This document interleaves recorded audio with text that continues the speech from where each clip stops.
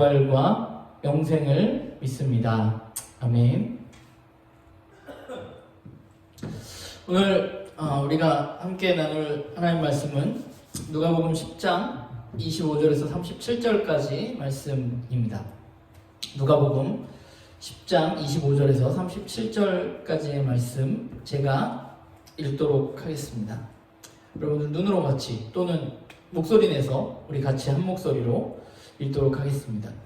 어떤 율법교사가 일어나 예수를 시험하여 이르되 선생님 내가 무엇을 하여야 영생을 얻으리이까? 예수께서 이르시되 율법에 무엇이라 기록되었으며 내가 어떻게 읽느냐?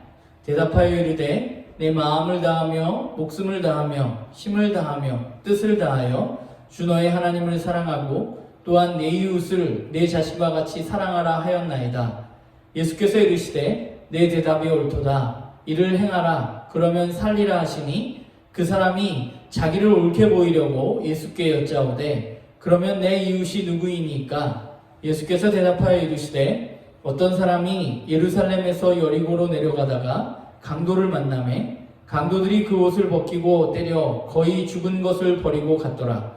마침 한 제사장이 그 길로 내려가다가 그를 보고 피하여 지나가고 또 이와 같이 한 레위인도 그곳에 이르러 그를 보고 피하여 지나가되 어떤 사마리아 사람은 여행하는 중 거기 이르러 그를 보고 불쌍히 여겨 가까이 가서 기름과 포도주를 그 상처에 붓고 싸매고 자기 짐승에 태워 주막으로 데리고 가서 돌보아 주니라. 그 이튿날 그가 주막 주인에게 데나리온 둘을 내어주며 이르되 이 사람을 돌보아 주라. 비용이 더 들면 내가 돌아올 때에 갚으리다 하였으니 내 생각에는 이 세 사람 중에 누가 강도 만난 자의 이웃이 되겠느냐? 이르되 자비를 베푼 자이니이다. 예수께서 이르시되 가서 너도 이와 같이 하라 하시니라. 아멘.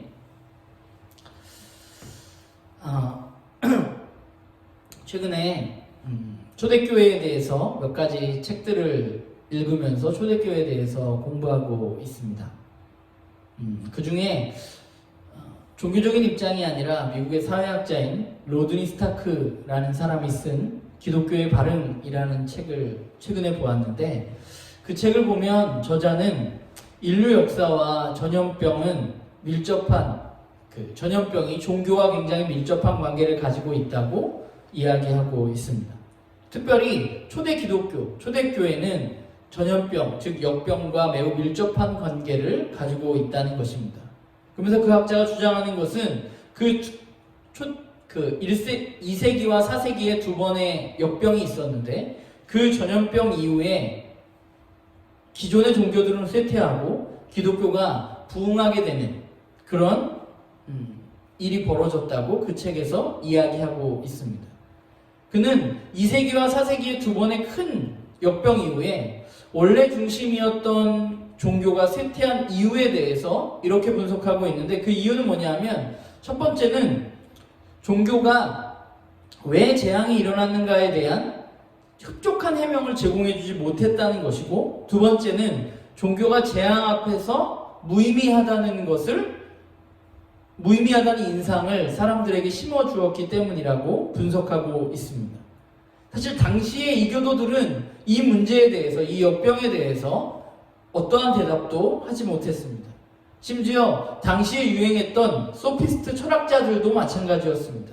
그들은 죽음을 불러오는 전염병이 제국에 창궐했지만 그 소피스트 철학자들이 이야기한 것은 무엇이냐면 세계가 늙어가며 미덕은 메말라간다 라는 말로, 애매한 말로 그 당시의 상황을 설명하고 자신들의 이야기를 했습니다. 그 로드니 스타크가 이야기하는 것은 기독교가 이 두 번의 역병 이후에 급성장하게 된 이유는 바로 다른 것이 아니라 기독교인들이 이 문제에 대한 답을 가지고 있었기 때문이라고 분석하고 있는 거죠. 그리고 또한 그 두 번의 역병 가운데 초대 기독교인들이 자기가 가지고 있는 그 믿음을 가지고 사람들을 돌보고 또 사람들에게 정말 사랑을 베풀었기 때문에 기독교가 급속도로 역병 이후에 성장할 수 있었다고 분석하고 있습니다. 물론 오늘 우리가 살아가는 이 시대는 우리가 답을 가지고 있다고 해서 기독교가 급성장하지는 않을 것입니다. 그러나 급성장의 문제가 아니라 저는 이번 코로나19 사태를 겪으면서 기독교는 이 문제에 대한 답을 가지고 있고 또 그것을 설명할 수 있을까라는 생각을 하게 됩니다. 이번 코로나19 사태 후에 우리나라 사회에는 어떤 변화들이 있을 것인가 라는 생각을 좀 해보게 되는데, 이번 사건은 어떤 신종 바이러스에 대한 두려움이라는 문제가 있을 것이고 또 그 문제뿐 아니라 또 하나의 문제를, 우리가 다 알고 있는 문제를 가지고 있는데, 그것은 바로 성경, 우리가 믿는 성경을 근간으로 한 새하늘과 새 땅을 주장하는 신천지의 문제입니다. 그들은 자신들만이 진리라고 이야기하지만 우리가 보고 있는 것처럼 거짓말과 속임수로 일관하고 있습니다.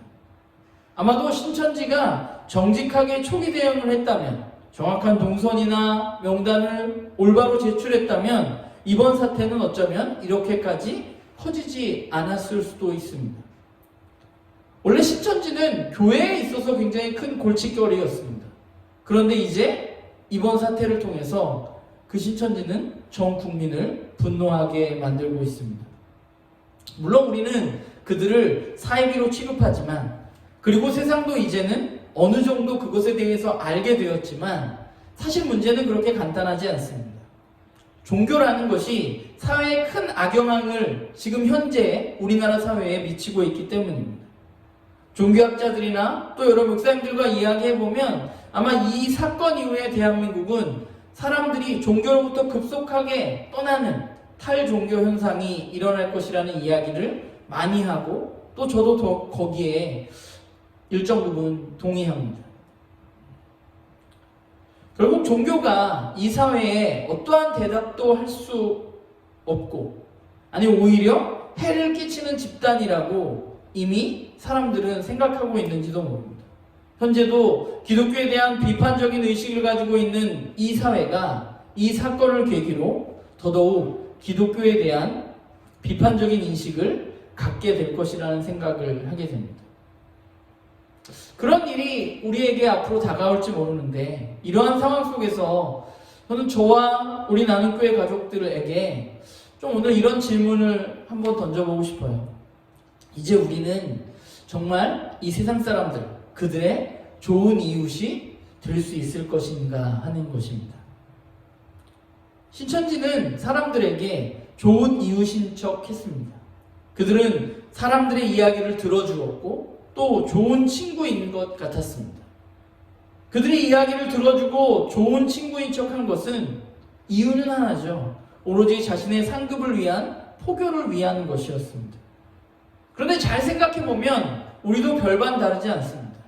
한국교회가 하고 있는 수많은 전도 프로그램들을 보면 결국 우리도 교회로 데리고 나오기 위해서 선물을 주기도 하고 또 잘해주기도 하고, 그런 집단으로 사람들에게 비춰지고 있는 거죠.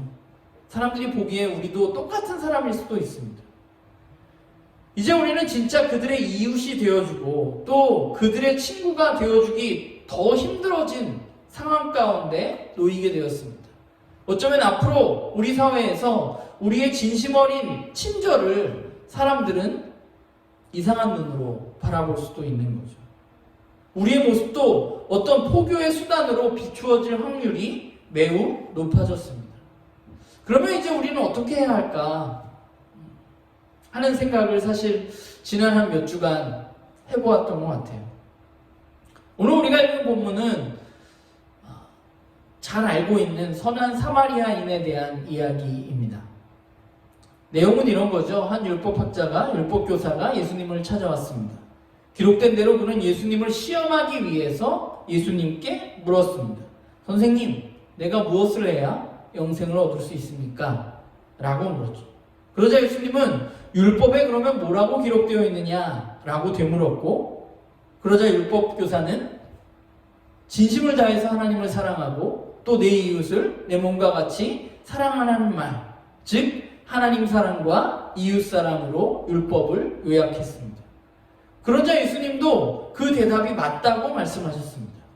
결국 율법이, 즉 성경이 이야기하고 있는 핵심에는 하나님 사랑과 이웃 사랑이 있습니다. 사실 이 단순한 진리가 단순한 것 같지만 굉장히 중요한 진리가 기독교에 있어서 본질인 것이죠. 사실 이것은 우리가 너무 잘 알고 있는 것입니다. 하나님을 사랑하고 이웃을 사랑하는 것. 그런데 예수님은 거기에 덧붙여서 그에게 이렇게 말씀하십니다. 내 대답이 맞으니까 그러니까 넌 이제 그렇게 행하라. 그러면 내가 살 것이다 라고 말씀하십니다. 잘 생각해보면 성경이 매우 두꺼운 책이긴 하지만 기독교의 본질은 매우 단순할 수 있습니다. 하나님을 사랑하고 이웃을 사랑하는 것입니다. 또 우리가 교회에 다니고 있다면 우리는 그것을 너무 잘 알고 있습니다. 그런데 문제는 뭔가요? 우리가 그렇게 살아야 한다는 것이죠. 오늘 예수님의 말씀처럼 네가 그것을 알았으면 네가 그렇게 행하라라고 예수님은 말씀하십니다. 아는 것으로 끝나는 것이 아니라 그렇게 살아야 한다고 우리에게 이야기하고 있는 거죠. 우리가 성경을 공부하는 이유, 우리가 예배를 드리는 이유는 무엇인가요? 그거는 우리가 하나님의 말씀대로 살기 위해서, 우리가 하나님 나라 백성답게 살기 위해서 우리는 성경을 보기도 하고 또 예배를 드리기도 하는 거죠. 우리는 지식을 쌓기 위해서 성경을 공부하는 사람들이 아닙니다. 우리는 더 많은 것을 알기 위해서 예배를 드리는 사람들이 아닙니다. 우리가 하나님 나라 백성으로 살기 위해서, 그리스도인답게 살기 위해서 우리는 말씀을 보고 기도도 하고 예배도 드리는 것이죠. 지금까지도 그렇지만 우리가 앞으로 해야 할 일은 다른 어떤 것이 아니라 우리의 본질을 추구하는 삶을 사는 것입니다. 하나님 사랑하고 이웃을 사랑하는 거죠. 그게 율법학자가 첫 번째 예수님께 던졌던 질문에 대한 예수님의 답변이었습니다. 그런데 이런 예수님의 대답에 율법교사는 두 번째 질문을 던지죠. 그러면 내 이웃은 누구입니까? 라고 질문을 던집니다. 그런데 오늘 본문을 잘 살펴보면 그 율법교사가 그렇게 질문한 의도가 분명히 있었던 것으로 보입니다. 왜냐하면 오늘 성경은 그가 이렇게 질문한 이유는 자신을 옳게 보이기 위해서 질문했다고 이야기하고 있습니다. 그럼 율법학자는 왜 이렇게 질문을 했을까요? 나를 옳게 보이기 위해서. 그것은 자신이 실천할 수 있는 요구사항, 내가 어떤 것을 실천할 수 있는지 예수님이 가르쳐주면 예수님이 정의해 주기를 바랬던 것이죠. 예수님이 어떤 범위를 지정해 주시면 그것을 자기가 열심히 할 수 있다고 그는 생각하고 있었습니다. 그런데 예수님께서 내 이웃이 누구입니까? 라는 질문에 선한 사마리아인의 이야기를 하십니다. 내용이 이런 거죠. 어떤 사람이 예루살렘에서 여리고로 내려가다가 강도를 만나서 거의 죽게 되었습니다. 그런데 그 거의 죽게 된 그 사람을 지나가다가 만난 사람이 있는데 바로 제사장과 레위인입니다. 그런데 제사장도 그렇고 레위인도 그렇고 그 강도 만난 사람을 피해갔습니다. 그런데 어떤 사마리아 사람이 나타나서 그 길을 지나다가 그 강도 만난 사람을 보고 도와주었죠. 치료는 물론이고 여관으로 데리고 갔고 비용을 지불했고 또 여관 주인에게 이 사람을 잘 보살펴 달라고 자신의 돈을 주면서 부탁했습니다. 말씀을 보면서 그런 생각했습니다. 왜 예수님은 사마리아인의 예를 드셨을까요? 유대인과 사마리아인은 그야말로 원수지간입니다. 유대인들은 사마리아 땅을 밟는 것조차도 싫어하는 사람들입니다. 저는 예수님이 사마리아인을 이야기하신 데는 분명한 이유가 있다고 생각합니다. 우선 첫 번째 이유는 뭐냐면 그 율법교사가 틀렸다는 것을 이야기하고 싶으셨기 때문입니다. 예수님은 율법교사의 마음을 알고 계셨습니다. 그는 스스로 율법을 잘 행할 수 있다고 생각하는 사람이었습니다. 그래서 예수님이 어떤 자신이 행할 범위를 지정해주면 내가 그것을 충분히 행할 수 있다고 생각한 사람이었죠. 그래서 자신이 옳게 보이려고 질문을 했던 것입니다. 그의 안에 이미 어느 정도의 이웃의 범위가 있었는지도 모릅니다.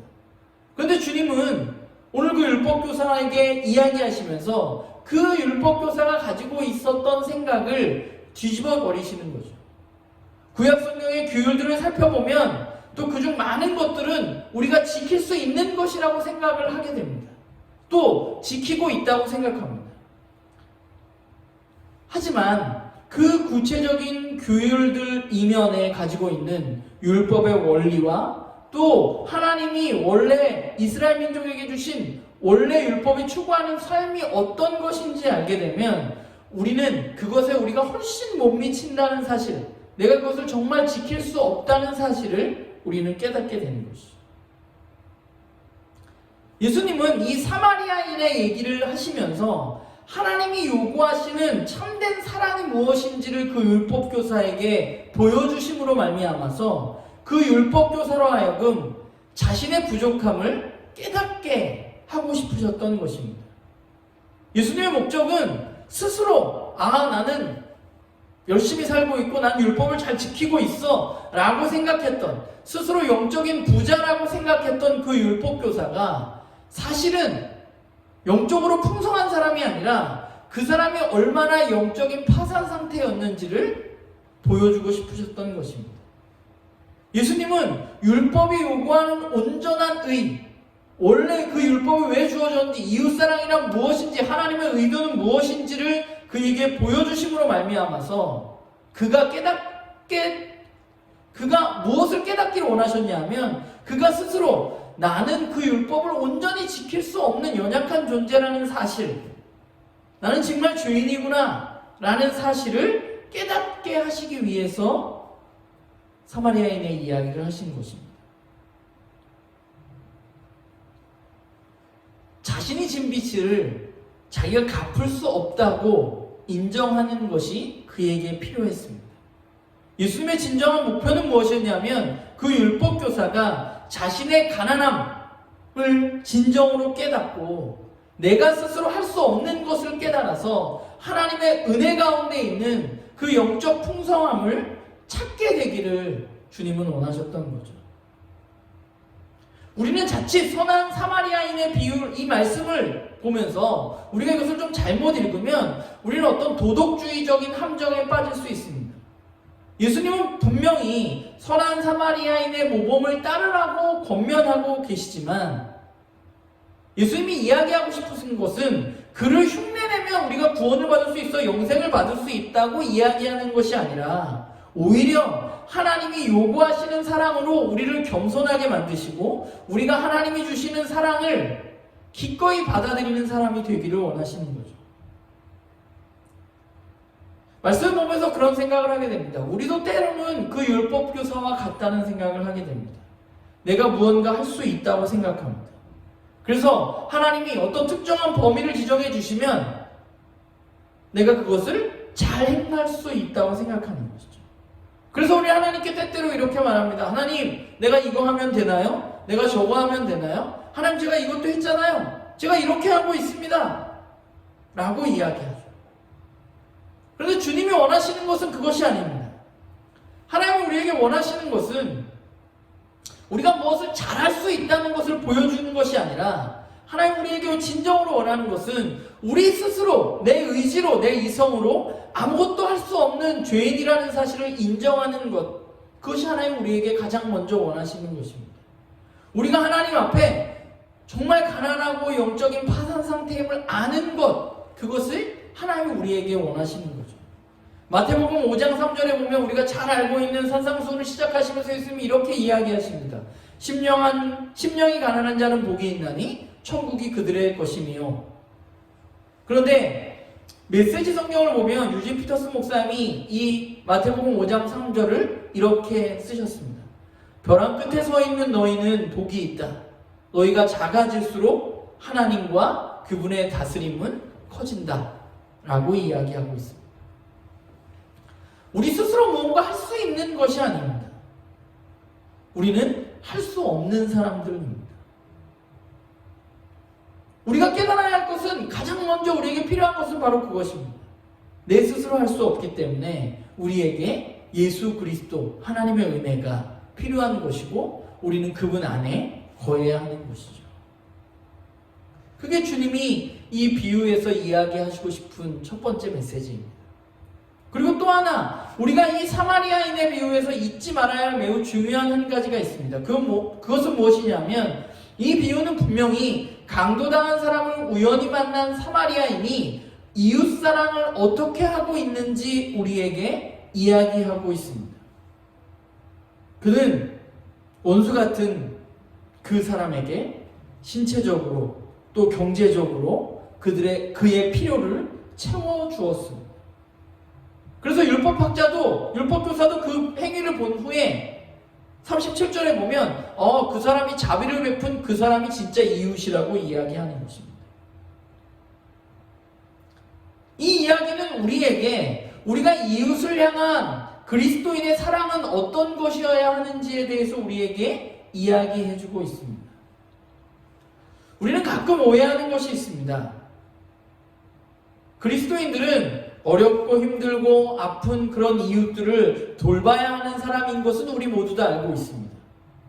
그게 맞다고 생각합니다. 그런데 우리가 오해하고 있는 건 뭐냐면, 그러나 이러한 이웃사랑, 우리가 힘들고 어려운 사람들을 돕는 것은, 그들을 사랑하는 것은 부차적인 것이라고 생각하는 경향이 있습니다. 우리가 모여서 예배드리고 또 교육을 하고 무엇을 배우고 가르치고 또 전도하는 것이 그것보다 더 앞서는 것이라고 우리는 생각하고 살아가는 거죠. 그래서 이웃사랑은 시간과 돈의 여유가 있을 때 우리가 좀 이것 좀 하고 나서 그 이후에 할 수 있는 것이라고, 해도 된다고 생각하는 것이죠. 그런데 여러분, 성경을 잘 보면 성경은 어디에서도 하나님 사랑과 이웃 사랑을 따로 떼어서 이야기하지 않습니다. 무엇이 더 먼저라고, 무엇이 더 중요하다고 이야기하지 않습니다. 우리가 지난 겨울에 말씀을 나눈 것을 여러분들이 기억할지 모르겠지만, 우리의 하나님 사랑은 결국 이웃 사랑을 통해서만 우리가 하나님을 얼마나 사랑하고 있는지 드러날 수 있는 것이죠. 우리가 힘들고 어렵고 어려움에 빠진 사람들을 도와주는, 그들을 사랑하는 것은 기독교에 있어서 가장 중요한 본질 중에 하나입니다. 우리가 시간과 에너지와 돈이 남으면 하는 것이 아니라, 그것은 우리가 그리스도인이기 때문에 우리가 마땅히 해야만 하는 것입니다. 우리가 이웃을 사랑해야 한다는 것, 우리가 힘들고 어렵고 아픈 그런 사람들을 도와주고 그들을 사랑해야 한다는 것은 오늘 우리가 읽은 누가복음 10장에만 나오는 것이 아닙니다. 그것은 성경 전체가 우리에게 이야기하고 있는 것입니다. 하나님 구약부터 우리에게 지속적으로 이야기하셨습니다. 하나님이 모세에게 주신 율법을 보면 그것은 물론 개인적인 의와 윤리가 나오지만 개인의 의와 윤리만을 이야기하신 것이 아니라 사회적인 약자를 돕는 것에 대해서 하나님은 분명히 이야기하고 있습니다. 사회적인 약자를 배려해야만 하고 언제나 고아와 과부 또 나그네들을 도우라고 하나님은 이야기하십니다. 이스라엘 민족들은 가난한 사람들의 필요가 채워질 때까지 넉넉히 베풀어야 했던 사람들입니다. 그것이 하나님이 그들에게 주신 명령이었습니다. 그런데 그들은 그렇게 하지 못했죠. 그래서 선지서들을 우리가 좀 살펴보면, 예언서들을 살펴보면 예언자들의 책망은 언제나 동일합니다. 그들의 책망은 무엇이냐면, 이스라엘 민족이 가난한 자들, 약한 자들에 대해서 무관심하거나 또는 그들을 착취했기 때문에 그들을 책망하고 있는 것이죠.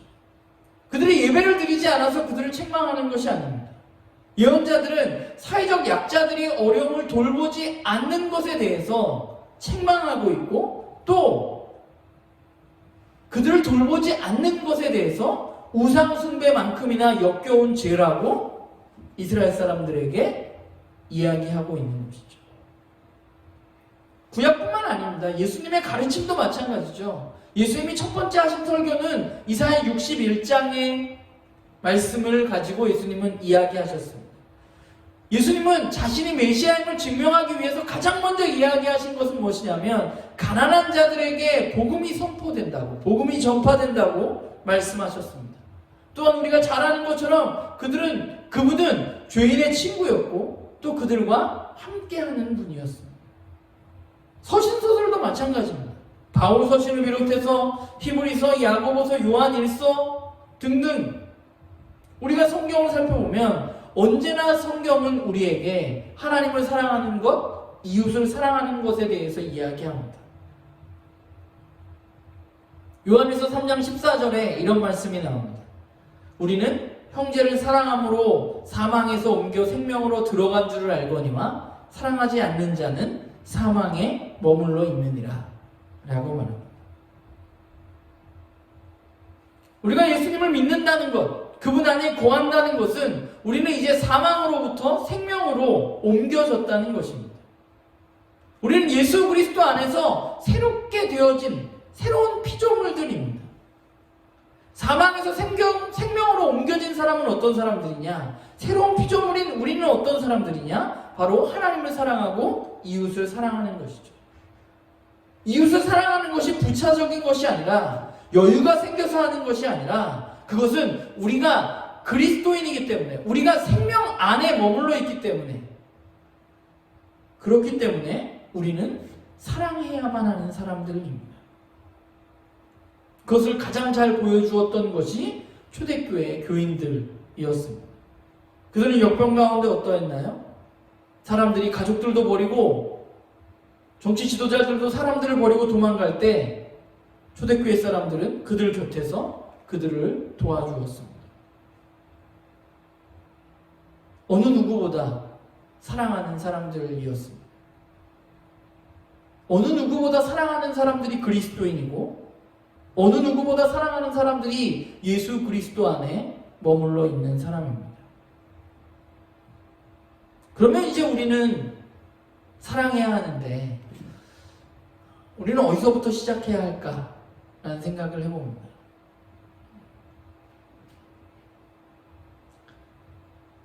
우리가 가장 먼저 해야 할 것은 오늘 말씀의 앞부분에 얘기한 것처럼 나 자신을 올바로 바라보는 것입니다. 우리는 나 스스로가 무언가 잘할 수 있는 사람이 아니라는 사실, 내가 하나님의 은혜 없이는 아무것도 아닌 그저 죄인이라는 사실을 인정해야만 하는 것입니다. 우리 자신의 의지와 우리 자신의 의로는 말씀이 이야기하는 이웃을 사랑할 수 없습니다. 사랑하는 척 할 수 있지만 진정으로 사랑할 수 없습니다. 우리가 믿는 복음이 그런 거죠. 우리 모두 영적 파산 상태에서 머물러 있기 때문에 하나님의 은혜로 우리를 살려주시고 우리에게 풍요로움을 허락해 주신 것입니다. 우리가 피 흘리며 쓰러져 있을 때 예수님이 우리의 선한 이웃이 되어주셨고 우리를 살려주셨습니다. 너무 많은 그리스도인들이 자신이 무언가 잘할 수 있다고 생각합니다. 내가 결단하면 된다고 생각합니다. 내가 긍정의 힘을 가지고 의지를 가지면 내가 잘 해낼 수 있을 것이라고 생각합니다. 나는 다른 사람들과 다르다고 생각합니다. 내 이성으로 충분히 가능하다고 생각합니다. 내 훌륭한 됨됨이와 도덕성으로 나는 잘 해낼 수 있다고 생각합니다. 그러나 우리 스스로는 성경이 말하는 이웃사랑을 우리는 실천할 수 없습니다. 우리가 가장 먼저 시작해야 할 지점은 바로 그분 없이 내가 아무것도 아니라는 사실을 우리 스스로 인정하는 것입니다. 내가 그분과 함께 할 때 그분 안에서만 가능하다는 사실을 우리가 인정하고 그분께로 나아가는 것입니다. 내 마음에 선한 것이 주님 하나도 없습니다 라고 우리가 인정하는 것이 이웃사랑을 하는 데 있어서 우리에게 가장 필요한 시작점이라고 저는 생각합니다. 우리가 그것을 인정할 때 우리는 하나님으로부터 오는 풍성한 은혜와 자비를 우리는 경험할 수 있게 되는 것이죠. 내가 아무것도 할 수 없고 주님만 의지할 수밖에 없습니다라고 우리가 고백할 때 하나님은 우리에게 놀라운 은혜를 부어주시고 우리는 그 놀라운 은혜를 누리면서 살아갈 수 있게 되는 것입니다. 우리가 말로만 하나님이 사랑하고 이웃 사랑하는 것을 아는 것이 아니라 지식적으로만 깨닫는 것이 아니라 우리의 삶 속에서 그분이 은혜로 우리에게 주시는 그 풍요로움을 우리는 누려야만 하는 것이죠. 하나님의 은혜를 우리가 누릴 때 우리는 더 너그러워질 수 있게 되고 우리는 더 다른 사람들을 올바로 바라볼 수 있게 되는 것입니다. 성경이 어려운 이들을 도와야 한다고 수없이 이야기하고 특별히 제사장들은 그런 의무를 가지고 있었음에도 불구하고 오늘 본문에 나오는 제사장과 레위인은 강도 만난 사람을 그냥 지나쳤습니다. 그들이 성경을 몰라서 강도 만난 사람을 지나치는 것이 아닙니다. 그들은 어느 누구보다 성경을 잘 알고 있었던 사람들입니다. 그러나 그들은 하나님의 은혜를 풍성하게 누리지 못하는 사람들이었던 거죠. 이 말씀에서 예수님이 사마리아인의 얘기를 하면서 사마리아인이 자비를 베풀 것이라고 생각한 사람은 아무도 없었을 것입니다. 사마리아인은 그 강도를 도와줄 의무가 없는 사람입니다. 그에게는 봉사를 해야 된다는 율법도 없고 사회적인 관습도 없고 또 하나님이 그렇게 말씀하셨다는 종교적인 권면도 없었을 수 있습니다. 그런데도 그는 그 사람에게 자비를 베풀었던 거죠. 오늘 본문에 보면 33절에 보면 사마리아인이 그 강도를 도운 이유는 그 마음 가운데 불쌍히 여기는 마음이 있었기 때문이라고 예수님은 이야기하셨습니다.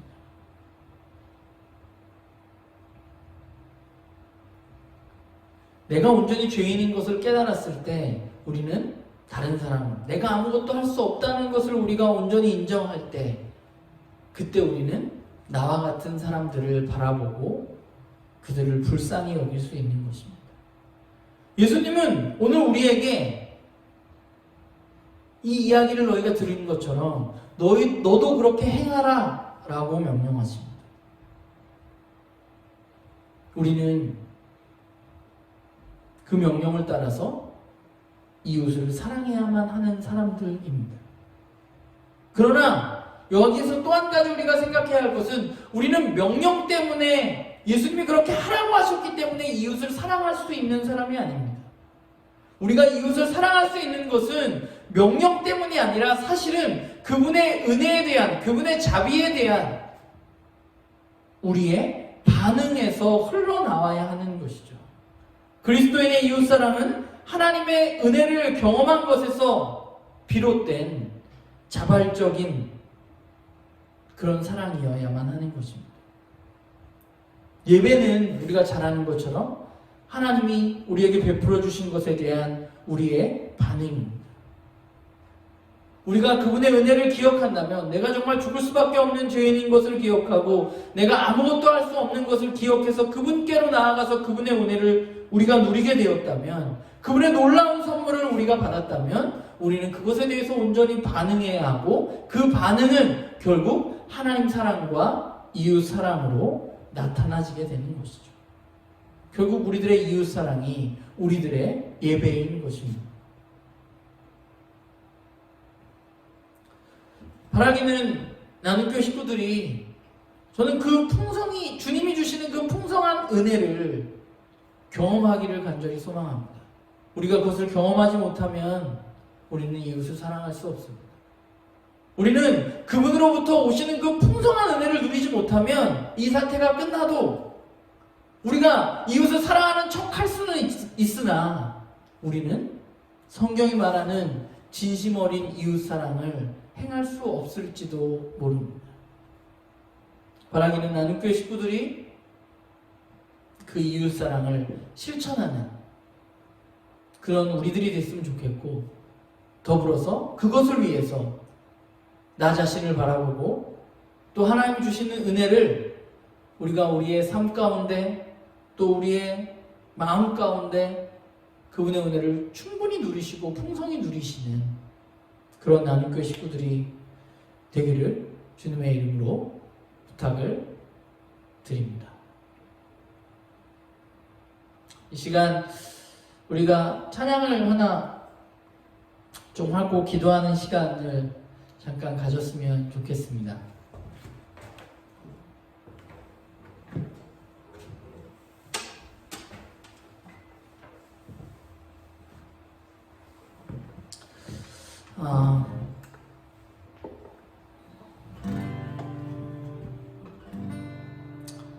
그런 것 같아요. 제 찬양 부를 때마다 늘 생각하게 되는 것인데, 이 찬양 제가 가장 좋아하는 가사가 그런 거예요. 주님, 나의 마음에 선한 것이 하나도 없습니다. 내 모든 것을 주님께 드립니다. 그런 가사인데, 이 시간 우리 주님 마음 내게 주셔서 우리 오늘 말씀 우리가 좀 기억하면서 우리 함께 찬양하도록 하겠습니다. 보소서 주님 나의 마음을 선한 것 하나 없습니다. 그러나 내 모든 것 주께 드립니다. 사랑으로 안으시고 날 새롭게 하소서. 보소서 주님 나의 마음을 선한 것 하나 없습니다. 그러나 내 모든 것 주께 드립니다. 사랑으로 안으시고 날 새롭게 하소서. 주님 마음 내게 주소서. 내 아버지 주님 마음 내게 주소서. 나를 향하신 주님의 뜻이 이루어지도록 주님만 내게 주소서. 우리 다시 한번 찬양합시다. 보소서 주님 나의 마음을 선한 것 하나 없습니다. 너나 내 모든 것 주께 드립니다. 사랑으로 안으시고 날 새롭게 하소서. 주님 마음 내게 주소서. 내 아버지 주님 마음 내게 주소서. 나를 향하신 주님의 뜻이 이루어지도록 주님만 내게 주소서. 내게 사랑을 가르치소서. 당신의 마음으로 선하게 하소서. 주의 성령 내게 채우사 주의 길 가게 하소서.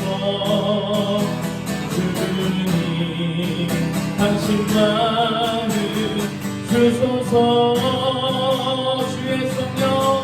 주의 성령 내게 채우사 주의 길 가게 하소서. 주님 주소서. 주님 마음 내게 주소서. 내 아버지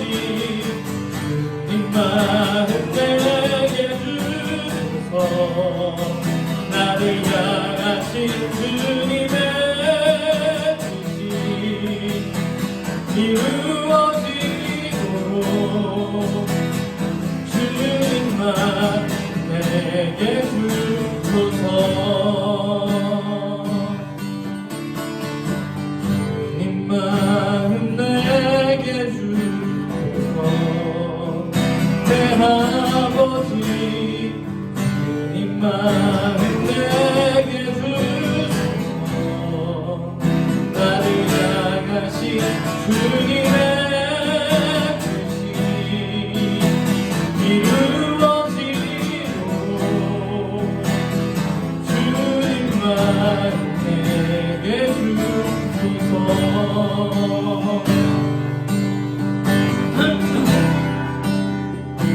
시간에 함께 좀 기도하겠습니다. 우리 좀 다른 것 같지만, 나는 좀 괜찮은 사람 같지만, 우리가 주님 앞에 섰을 때 고백하게 되는 것은 찬양의 고백처럼, 주님 정말 내 안에 선한 것이 하나도 없습니다. 주님이 우리에게 필요합니다. 우리 함께 기도할 때 주님, 우리에게 정말 주님이 필요합니다. 나에게 정말 주님 선한 것이 없습니다. 주님의 마음 우리에게 주시고, 또 우리가 주님 안에 머물고 주님의 풍성한 은혜를 누릴 수 있도록 주님 함께하여 주시옵소서. 우리 그런 마음을 가지고 이 시간 함께 기도하도록 하겠습니다. 기도하시겠습니다.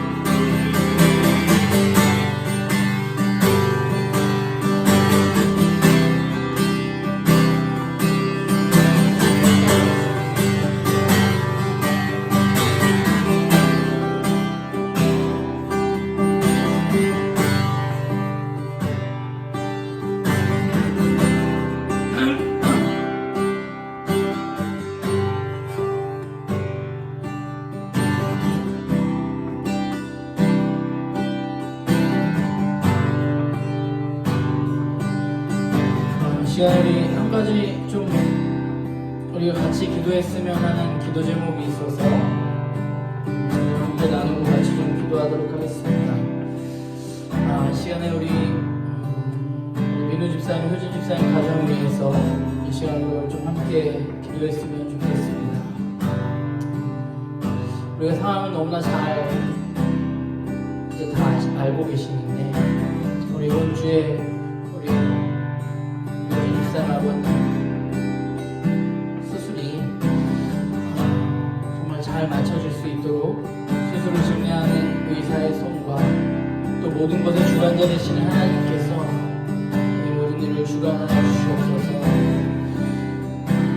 주님 함께하여 주시옵소서. 우리 좀 그런 마음으로 기도했으면 좋겠는데, 특별히 우리 한 가지 더 기도하고 싶은 것은 우리 아버님 마음 가운데 이번 일을 통해서 정말 하나님의 사랑이 마음속 깊이 자리 잡을 수 있도록 함께하여 주시옵소서.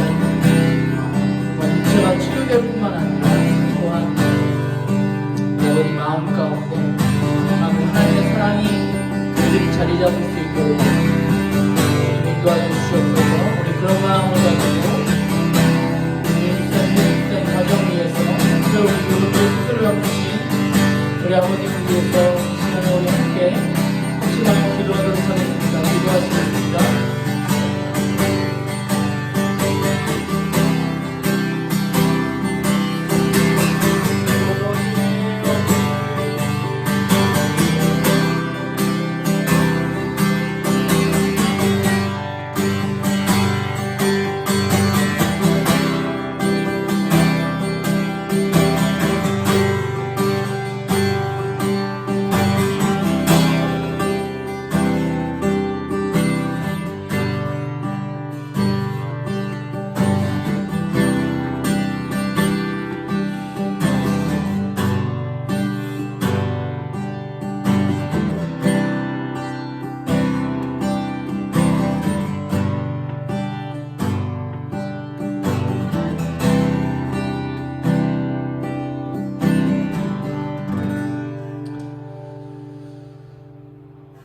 주님, 우리가 아무것도 아닌데 우리 정말 보잘것없고 선한 것 하나 없는 그런 사람인데 마치 우리가 뭐 대단한 사람인 것처럼 행동하면서 살고 있진 않았는지 우리 자신을 좀 뒤돌아봅니다.